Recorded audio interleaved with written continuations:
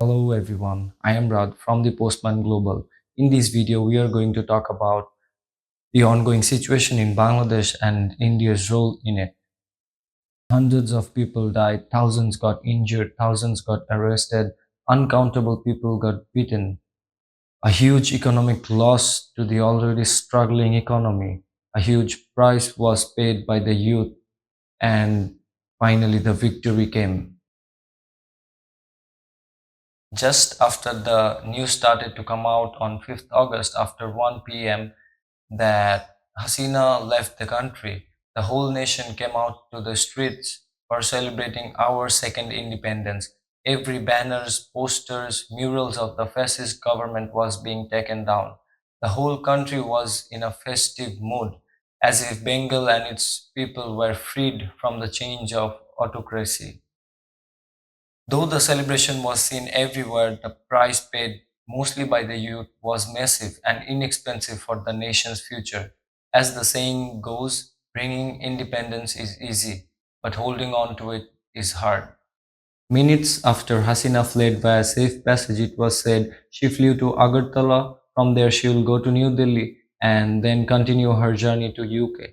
As of recording this video on 9th August, Hasina is still in India, staying in a highly secured safe house. Also, the second man in power after Hasina, ex-minister and general secretary of Awami League, Obaidul Kader, has fled to India. Ex-tech minister and ex-foreign minister Hassan Mahmud was arrested from Dhaka airport while they were attempting to flee to India. Many other high officials and politicians have fled and found a safe passage in India on this ongoing regime change game. Let's just make it precise. Bangladesh is already going through a economic turmoil. The economy isn't performing up to the mark. Inflation is at all-time high. In the last 15 years, though significant developments were made, milestones were reached, the debt grew to almost $100 billion. Also, during the same time, almost $100 billion were laundered by the same politicians and high-ranking officials who are now escaping from the country seeking for political asylum.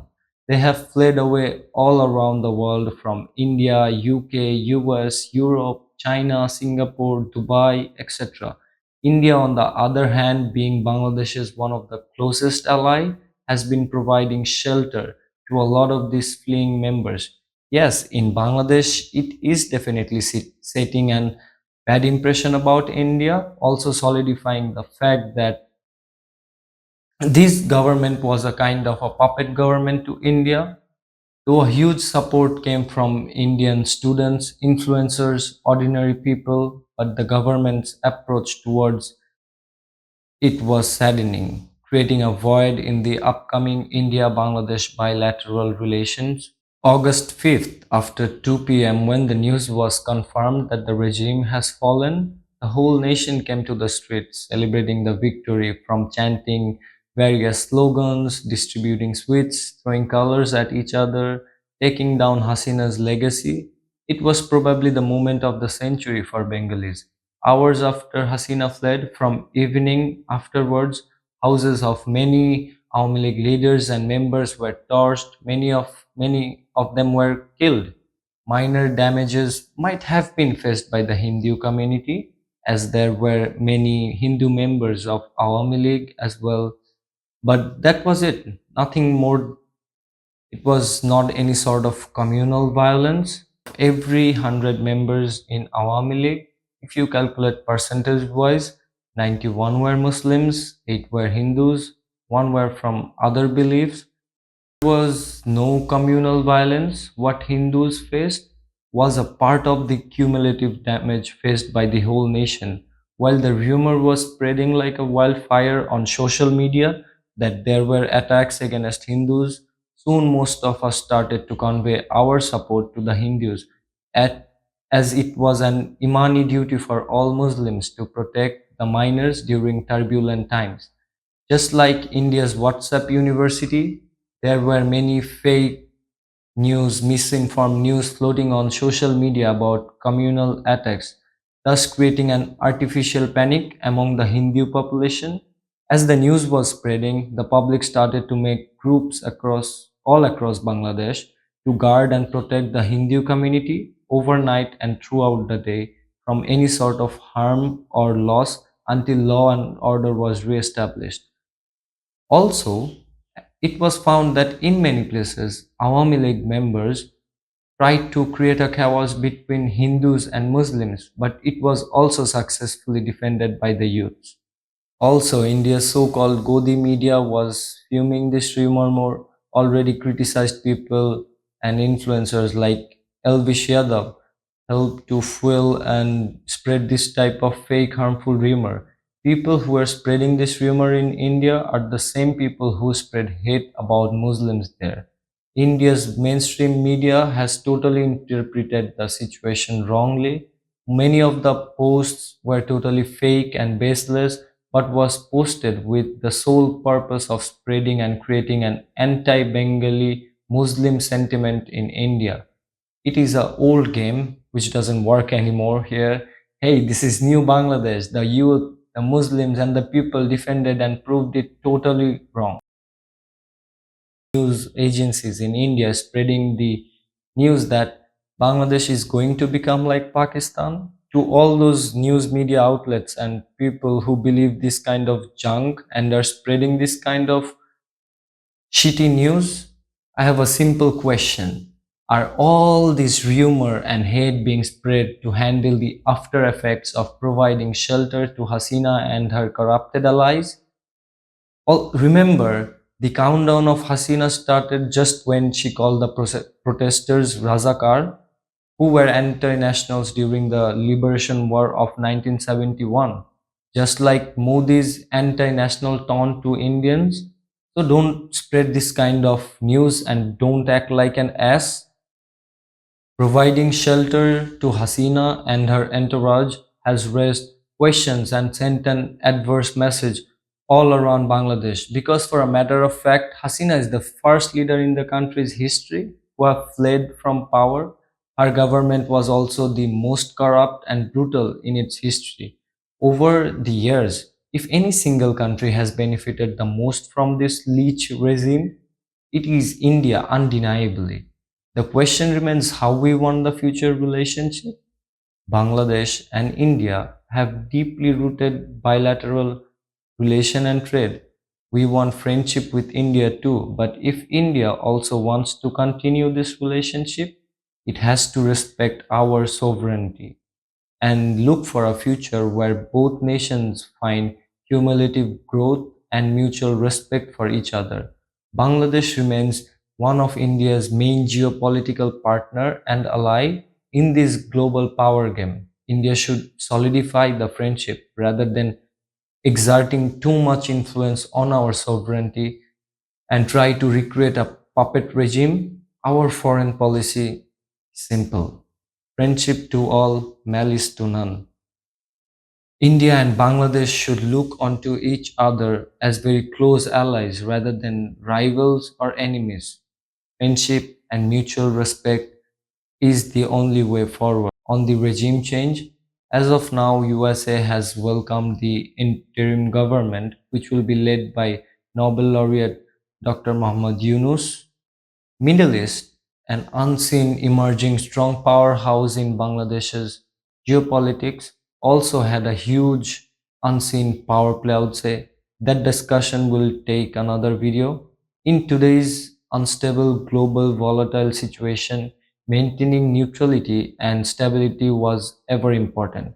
But for now, yes, Hasina definitely needed to go. She turned from people's leader to leading a mafia empire in the last 15 years.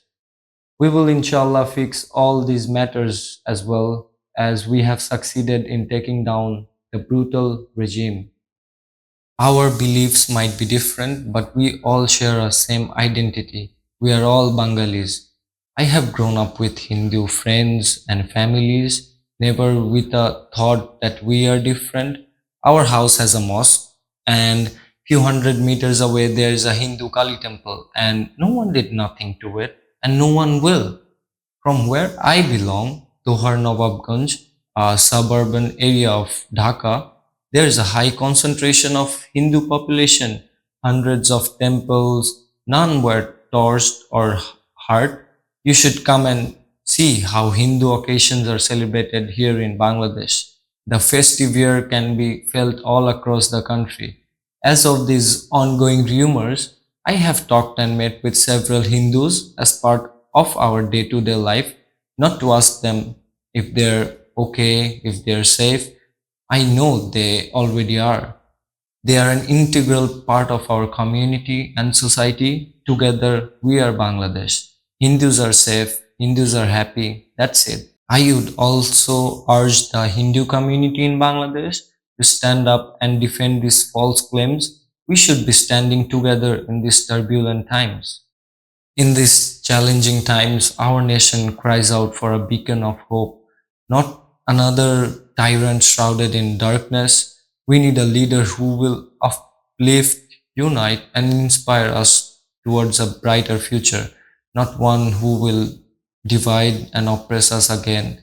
Let's stand together and demand leadership that embodies compassion, integrity, and vision for all, honoring the sacrifices of our martyrs who gave their lives for our nation. Their legacy deserves leader worthy of their ultimate sacrifice. Remember, the protest is not only against Hasina, it's against discrimination at all levels of the nation. It's about fixing and renovating the country from root level to the highest heights, and inshallah we will succeed. The youthful nation is hopeful about bringing its good days. After taking down the regime, the students didn't go back home. They're still on the streets. They have cleaned the whole country in 2 days. They have taken the duty of managing traffic. They have taken responsibilities at all levels for the betterment of the nation. The world, our allies and neighbors should remember the old saying, don't judge a book by its cover. This is not the old Bangladesh anymore. This is the new Bangladesh. This is tomorrow's Bangladesh. The students have protested, shed blood, succeeded on taking down the 15-year-old regime, took control of the country, stopped the spread of fake news. They have proved it 100 times that a new era of Bangladesh is down the horizon. Almost 7 to 10% of the economy is already wiped away. More losses are coming ahead. This huge loss to the struggling economy is undeniable, but it was meant to be.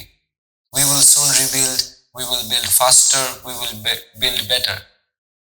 Few months ago, this generation was told to be a brain dead generation, and now this generation has brought back life to its dying nation. No one can dare to say that we don't have talents, but what they can say is that the talent pool hasn't been funneled and used up to the mark. I am proud to be a part of this generation, proud to be a part of this protest. Tomorrow's Bangladesh will be beautiful.